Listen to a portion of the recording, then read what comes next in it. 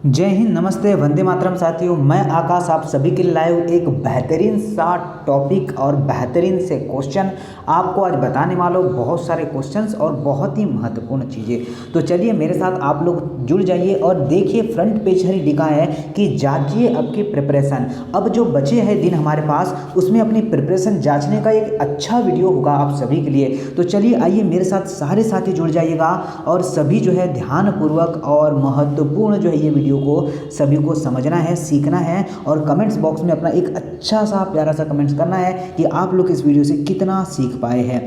देखिए पहला क्वेश्चन देखिएगा, आज 30 क्वेश्चन करवाऊंगा। किस टॉपिक के? तो जूलॉजी के आज 30 क्वेश्चन आपको मिलने वाले हैं। देखिए पहला क्वेश्चन आपके समक्ष है। देखिए क्या बोला है कि निम्नलिखित में से कौन सा जो है प्रत्येक वर्ष 11 जुलाई को मनाया जाता है। जैसे कि आपको पता है कि विश्व महिला दिवस कब मनाया जाता है, तो 8 मार्च को जो है विश्व महिला दिवस मनाया जाता है। विश्व जनसंख्या दिवस आपका 11 जुलाई को मनाया जाता है। विश्व स्वास्थ्य दिवस आपका 7 अप्रैल को मनाया जाता है और पर्यावरण दिवस आपका जो मनाया जाता है 5 जो है अप्रैल को, ठीक है, 5 जून को पर्यावरण दिवस मनाया जाता है, 5 जून को, ठीक है। ये सभी आपको दिवस याद होना चाहिए। तो हमसे पूछा गया था 11 जुलाई को कौन सा दिवस मनाया जाता है, तो विश्व जनसंख्या दिवस। जैसे कि अभी नियमित जनसंख्या हमारी प्रति 10 वर्ष में हो रही है, पर ये तो ऑलमोस्ट जीके का क्वेश्चन है, तो चलिए उतना नहीं आएगा आपको डिबली में। चलिए नेक्स्ट क्वेश्चन देखिएगा, सभी बच्चे ध्यान दीजिएगा। नेक्स्ट क्वेश्चन क्या बोला है, द्विनाम पद्धति की जो है प्रणाली किसके द्वारा प्रतिपादित की थी। द्विनाम पद्धति किसके द्वारा प्रतिपादित की गई थी, ये शानदार सा क्वेश्चन आपके समक्ष पूछा गया है। तो देखिए सभी साथी नोट करेगा इस क्वेश्चन का राइट आंसर क्या बनेगा। तो कार्ल लिनियस है जिन्होंने क्या किया था, द्विनाम पद्धति का आविष्कार किया था। और आप सभी लोग जानते हैं, जैसे कि सभी बच्चा जान पाता है कि द्विनाम पद्धति के बारे में और आपका 5 जगत वर्गीकरण, ये सब कुछ आपको मैंने पढ़ा रखा है। अगर जो भी मेरी लाइव क्लासेस देख पाता होगा तो वो सभी को यह पता हो चुका होगा, ठीक है। चलिए आगे बढ़ते हैं, नेक्स्ट क्वेश्चन देख लेते हैं क्या है। नेक्स्ट क्वेश्चन बोला गया है, देखिएगा कि अनुवांशिक विकार और आपका गुणसूत्र मतलब आपका कैरियोटाइप जो कि आपके गायनेको जो है मैस्टिया जो है, ठीक है, यह जो है प्रदर्शित करते हैं। तो वो क्या प्रदर्शित करते हैं, तो नोट करने का 44 प्लस XXY, ठीक है, जो ऑप्शन नंबर जो है बी में दिया है। चलिए वो बिल्कुल इसका सत्य आंसर होगा। आते हैं जरा आगे, नेक्स्ट क्वेश्चन देखते हैं क्या बोला गया है। ऊतक जो कि त्वचा के नीचे पाए जाते हैं और वह वसा को क्या करते हैं, संग्रहित करते हैं।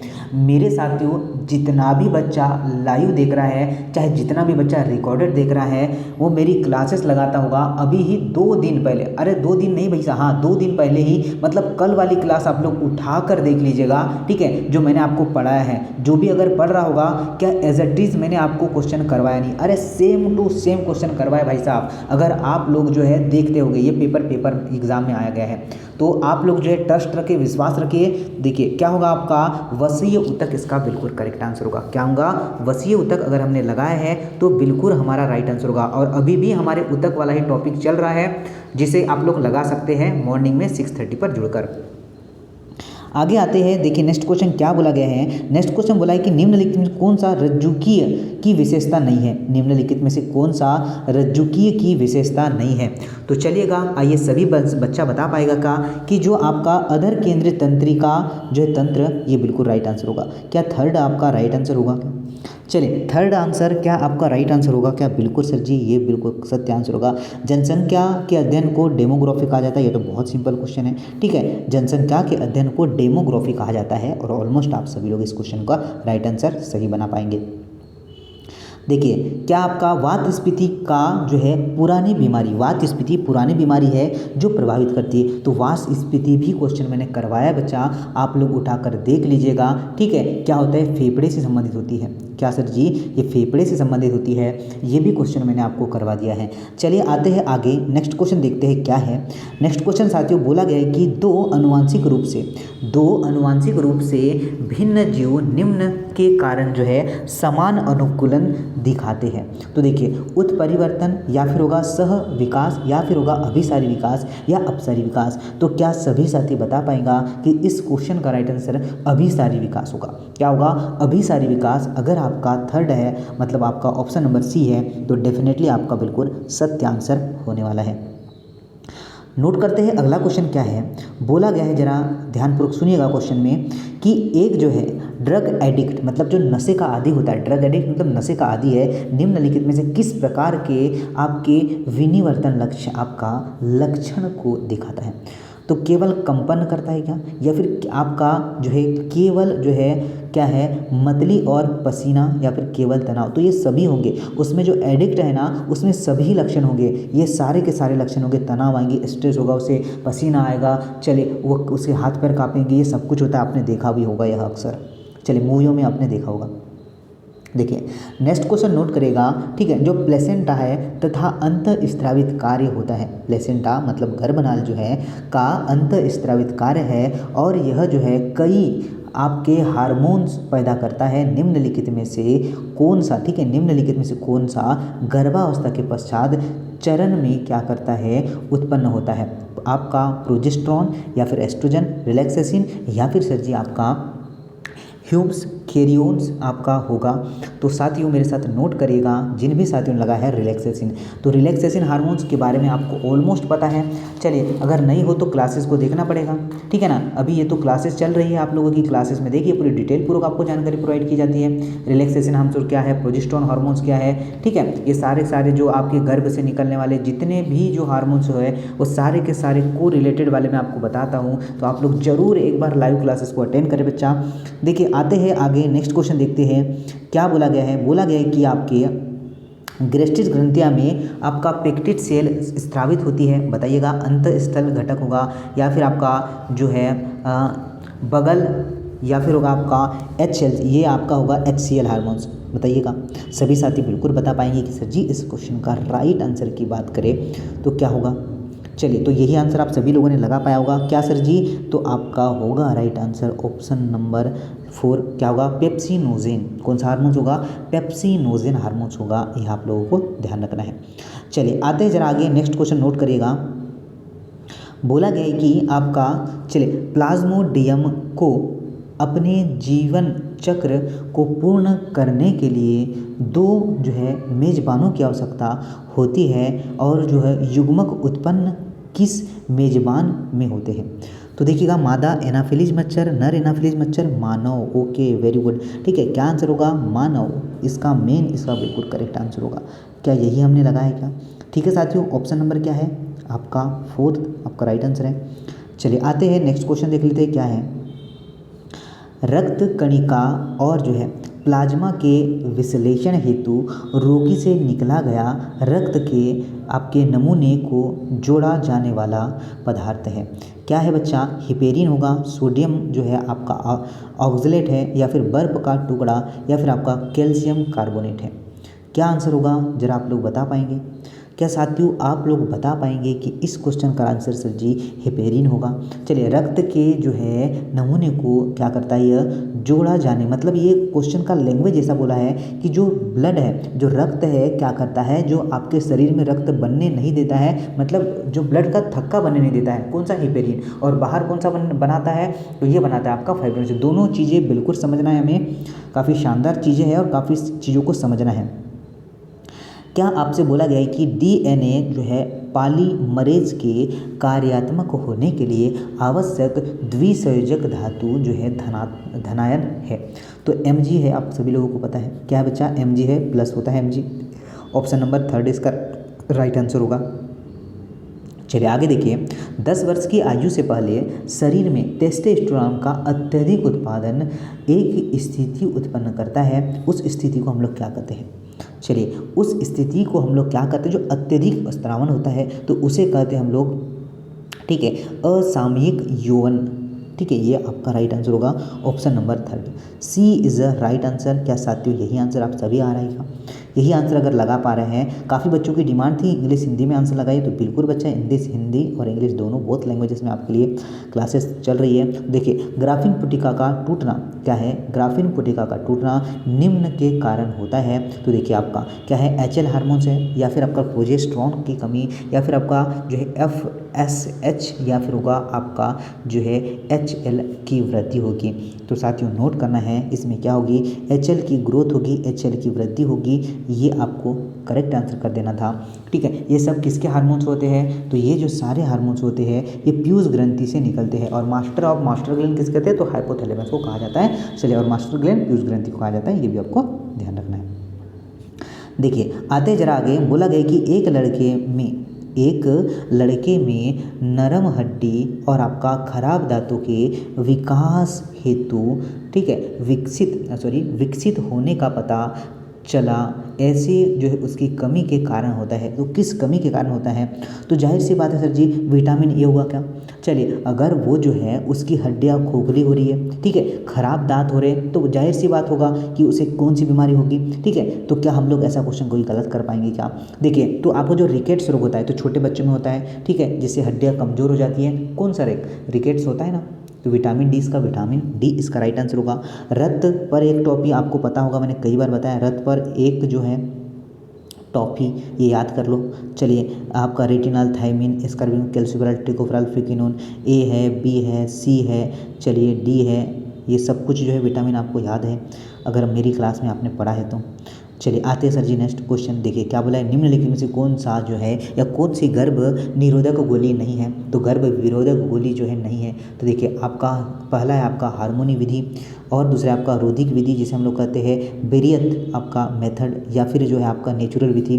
तो जो आपका MTP विधि है ये इससे संबंधित नहीं है। ठीक है, तो आपका राइट आंसर कौन सा होगा, ऑप्शन नंबर डी हमने यही लगाया होगा, तो ये रॉन्ग है। चलिए साथियों आते हैं आगे, नेक्स्ट क्वेश्चन देख लेते क्या है। नेक्स्ट क्वेश्चन में बोला गया है कि निम्नलिखित में से कौन सी ग्रंथि किस एंजाइम्स का उत्पादन नहीं करती है, जो किसी भी एंजाइम्स का उत्पादन नहीं करती है, हमसे बोला गया। तो देखिए, गैस्ट्रिक ग्रंथि, अग्नाशय, यकृत, लीवर, क्या होगा भाई साहब। चलिए, ये सारी ग्रंथि, और अभी आपको पर्टिकुलर जो है ग्रंथियों से या चलिए कुछ भी इंपॉर्टेंट टॉपिक से मैं जो वीडियो आज प्रोवाइड करने वाला हूँ, तो ज़रूर देख लीजिएगा। तो आपने लीवर अगर लगाया है, ठीक है, तो ये बड़ा सही आंसर होगा। सबसे बड़ी ग्रंथि आपकी कौन सी होती है, लीवर ग्रंथि होती है। अगर आपसे ऑर्गन पूछे तो आपका क्या होता है, स्किन होता है, यह भी हमें ध्यान रखना है। चलिए, पेनक्रियास क्या है, ये मिश्रित ग्लैंड होती है। पेनक्रियास एक तो अंतःस्रावित, एक तो बाह्यस्रावित, अंतः और बाह्य दोनों ग्रंथियां होती है, एंडोक्राइन, एक्सोक्राइन। आते हैं जरा आगे, देखिए नेक्स्ट बोला है कि किसी जीव का जो है विकासवादी सिद्धांत इतिहास खालिस्तान के रूप में जाना जाता है। तो देखिए, आपका पहला ऑप्शन क्या है, आपका फाइलोजेली, सेकंड है आपका वंशावली जिसे हम लोग कहते हैं एस्ट्रेजी, और इनमें से कोई नहीं, या फिर आपका होगा ऑटोजेनी। तो साथियों आप सभी को बताना है कि राइट आंसर क्या बन जाएगा, आपका फाइलोजेनी। क्या आपका ये आंसर करेक्ट है। ओके, क्लियर सभी को, आगे चलते हैं। नेक्स्ट क्वेश्चन देखिएगा, आपको जो है क्या लगता है कि मानव शरीर में, ठीक है, आपका सीबियंस ग्रंथियाँ पाई जाती है, पेशियाँ, आमाशय, स्टमक, या फिर हृदय, या फिर त्वचा। क्या आंसर लगा पाते बच्चा, जिन्होंने भी मस्कुलर आंसर लगाया है। मस्कुलर टिश्यूज़ के बारे में भी अब मैं आज हमारी क्लासेस चल रही है, आप लोग देखिए मस्कुलर टिश्यू, स्किन जो है, ये सब कुछ हमने पढ़ा रखा है भाई साहब। एक बार ज़रूर क्लास में आप लोग, चलिए पेशी, अरे ये बच्चा गलत हो गया, ठीक है ना, पेशी जो है, त्वचा इसका राइट आंसर होगा। अच्छा, पेशी नहीं होगा, ठीक है, पेशी रॉन्ग है, आपका त्वचा सही है। ठीक है, नोट कर लेना, इसका त्वचा आंसर होगा। ठीक है, चलिए ओके, हाँ बिल्कुल त्वचा आंसर है। नेक्स्ट क्वेश्चन देखिएगा, क्या बोला गया है, आपसे बोला कि कोशिका विभाजन में वह चरण जिसमें जीवन व आपका यस अवस्था या फिर G2 अवस्था सम्मिलित होती है, उसे क्या कहते हैं। तो देखिए, आपका मेटाफेज, प्रोफेज, एनाफेज, या फिर इंटराफेज। तो नोट करिएगा, अगर आपने इंटराफेज आंसर लगाया है तो डेफिनेटली आपका राइट आंसर हो जाएगा ऑप्शन नंबर डी। ठीक है, क्या होगा, डी आंसर बिल्कुल करेक्ट होगा। तो हमें फेज से भी रिलेटेड क्वेश्चन पढ़ना है। चलिए आते हैं आगे, देखिए नेक्स्ट क्या है कि अग्नाशय में बीटा कोशिकाएं इंसुलिन का स्राव करती है, और अल्फा कोशिका जिसमें क्या करते हैं, स्रावित करती है। तो वेसिप्रोसिन, या फिर आपका ग्लूकागॉन, या फिर आपका होगा थायरक्सिन, या फिर होगा ऑक्सीटोनिन। तो क्या आंसर बता पाएंगे।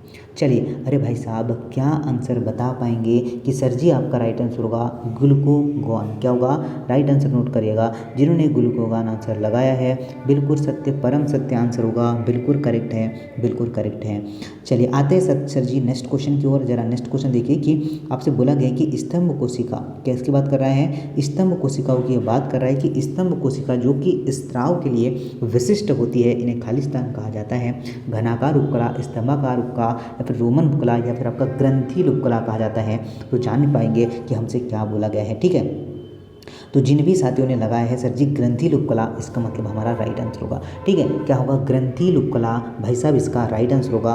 और एक काफ़ी साथियों ने बहुत ही शानदार आंसर लगाया है और बहुत ही करेक्ट आंसर लगा पाया होगा। चलिए, और ऑलमोस्ट जो है 30 क्वेश्चन हम लोग कर रहे हैं। चलिए, और आपको जो है अगर पढ़ भी रहे हैं तो आपको बताना है कि कितने मार्क्स आपने सही किया है। देखिएगा, एकल न्यूक्लियोटाइड्स में एकल न्यूक्लियोटाइड जो है टाइल्स के अनुरूप पुनर्योजन या विनिमय मतलब क्रॉसिंग ओवर की सबसे छोटी इकाई क्या कहलाती है? बेस आपका जो है एलील या फिर आपका म्यूट या फिर आपका रेकॉन कहलाएगी। देखिए साथियों, अगर आप चूज़ करते हैं रेकॉन तो बिल्कुल सही होगा। क्या होगा? डी आंसर बिल्कुल सत्य है। और ऑब्वियसली आप लोगों ने यही आंसर लगा पाया होगा, ये आपको नोट करना है। देखिए साथियों, आगे आते हैं। बोला है निम्नलिखित में से कौन सा जो है वृक्क में आपका यूरोपोइड्स का एक जो है मूत्र जो है निर्माण का चरण नहीं है। तो देखिएगा, एक देखिएगा आपका चयनात्मक पुनः अवशोषण, या फिर होगा आपका जो है वीए मिड, या फिर होगा आपका ग्लोमेरुलर आपका जो फिटनेस, या फिर होगा आपका जो है ट्यूबरल आपका सिक्रेशन। तो क्या आंसर बन जाएगा? क्या साथियों हम सभी लोगों ने लगाया सर जी क्या आपका डीए मेंशन, ठीक है। क्या होगा? डीए आपका मेंशन इस क्वेश्चन का राइट आंसर है। तो जिन भी साथियों ने बी आंसर लगाया है डेफिनेटली आपका सत्य आंसर हो जाएगा। आते हैं सर आगे, नेक्स्ट क्वेश्चन देखिएगा क्या है। आपसे बोला गया कि चलिए उस आपका इम्यूनोग्लोबुलिन का नाम बताइए जो आपका, ठीक है, जो आपका धूल एलर्जी जैसी आपके एलर्जी की प्रतिवर्ती की जो है मध्यावस्था बताता है। तो नोट करना भाई साहब कि आपका आंसर क्या बन जाएगा। तो आप सभी ने अगर आंसर लगाया है IgE तो मुझे कमेंट्स बॉक्स में यही बताना है कि इसका फुल फॉर्म क्या होता है। ऑप्शन नंबर बी करेक्ट है। चलिए आगे आते हैं, नेक्स्ट क्वेश्चन देख लेते हैं क्या है। नेक्स्ट क्वेश्चन नोट करेगा साथियों, आपसे बोला गया है निम्नलिखित में से कौन सा कथन जो है आपका ब्लास्टोसिस के संबंध में गलत है। गलत कथन हमें बोला गया है। चलिए गलत कथन हमें इसे छांटना है। तो देखिएगा, यह जो होते हैं आपके ट्रोफोब्लास्ट की कोशिकाएं अतिरिक्त भ्रूण झिल्ली बनाती है, बिल्कुल सही है। कोशिका का ठोस द्रव्यमान, या फिर होगा आपका इनमें कम से कम 2 प्रकार की कोशिकाएं आपका ट्रोफोब्लास्ट और आंतरिक कोशिका आपका द्रव्यमान है, बिल्कुल सत्य है। और जो है क्या है, जो कि आपका देखिए जो कि आपका जो है ये देखिए जोना आपका पेलुसिडा तनाव हुआ और ब्लेस्टुला में क्या होता है टूटने के लिए उत्तरदायी होता है, ये भी सत्य है। मतलब जो बी आंसर है वह इसमें रॉन्ग हो जाएगा, ये आपको ध्यान रखना है, ठीक है ना। बी आपका क्या होगा? रॉन्ग हो जाएगा। आते हैं सर जी आगे, नेक्स्ट क्वेश्चन को नोट करते हैं। निम्नलिखित में से क्या बोला है? निम्नलिखित में से कौन सा एक प्रगुहा नहीं है? तो प्लेटेहेल्मिन्थिस है, या फिर आपका एनेलिडा है, आर्थ्रोपोडा है, या फिर होगा आपका इकाइनोडर्मेटा है। तो नोट करने का साथियों, जिन भी साथियों ने लगाया है ऑप्शन नंबर ए, ठीक है, प्लेटेहेल्मिन्थिस तो बिल्कुल सत्य आंसर होगा। प्लेटेहेल्मिन्थिस क्या हो? प्रगुहा नहीं है। एनेलिडा भी आर्थ्रोपोडा है, आपका इकाइनोडर्मेटा है। सबसे बड़े फाइलम की बात करें तो आर्थ्रोपोडा है। इंसेक्ट इसमें सब सारे के सारे इंसेक्ट इसी के अंतर्गत आते हैं। आपको काकरोच के बारे में सॉरी बच्चा केचवे के बारे में पूछता है तो एनेलिडा संघ से संबंधित होता है। ये सब कुछ आपसे पूछा जाता है और आपको यह ध्यान रखना है। चलिए वात आपको बोला है कि चलिए वातिकल अस्थि वर्ग जो है में पाया जाता है स्तनी सरीसृप, या फिर आपका ऑस्ट्रीज, या फिर आपका होगा क्या सर जी एविस। तो एव्स इसका बिल्कुल सही आंसर होगा। पक्षी वर्ग क्या होगा? इसका बिल्कुल सत्य आंसर होगा। तो चलिए ये थे आपके टॉप 30 क्वेश्चन। आई होप आपको पसंद आए होंगे। चलिए कल भी आपको ये प्रतिदिन यह क्लास आपको मिलने वाली है। आपको बताना है कि आप जो है इससे कितना सीख पाए हैं, और 30 मार्क्स है। 30 मार्क्स में आपने कितने आउट ऑफ मार्क्स लाए हैं। और आप लोग देख लीजिए, अगर जो भी बच्चा हमारी क्लास लगाना चाहता है तो समाधान स्टडी जहाँ से आप लोग ये वीडियो देख पा रहे हैं, पहले रेड अक्षर में सब्सक्राइब लिखा होगा, उसे सब्सक्राइब कर लीजिएगा। दूसरी बात ये बता दूं आपको कि मॉर्निंग 6 बजे से आप एक बार आके देखिए बच्चा, अगर आपको समझ ना आए तो बोल दीजिएगा। मॉर्निंग 6:30 से सारी क्लासेस लाइव मिलती है आपको, ठीक है। बॉटनी जूलॉजी यही क्वेश्चन जो मैंने मैंने अभी करवाया आपको, ये क्वेश्चन आपको क्लास में मिलेंगे, ठीक है। और रात के चलिए इसमें अभी केमिस्ट्री की क्लास भी मिल रही है आप लोगों को रिकॉर्डेड फॉर्म में, जो केमिकल रिएक्शन वाला पार्ट है। उसके बाद जो है इसमें जो है आपको 9 बजे, ठीक है, आपका जो इवनिंग में नाइट में 9 बजे भी एक क्लासेस मिलती है, उससे भी आप लोग ज्वाइन कर सकते हैं। मतलब काफ़ी सारी, अगर आप लोग तैयारी करना चाहते हैं ना, अगर आज से भी 30 दिन पढ़ेंगे ना भाई साहब, तो इतना कंटेंट है कि कभी ख़त्म नहीं होगा। चलिए इतनी सारी क्लासेस आपको प्रोवाइडेड है और विद आपको सॉल्यूशन के साथ, बहुत मज़ा आएगा। आप लोग कंटिन्यू एक बार ट्राई तो करिए। चलिए तो इसी के साथ हम लोग आपसे विदा लेते हैं, मिलता है नए अपडेट के साथ नेक्स्ट क्लास में। जय हिंद, नमस्ते, वंदे मातरम।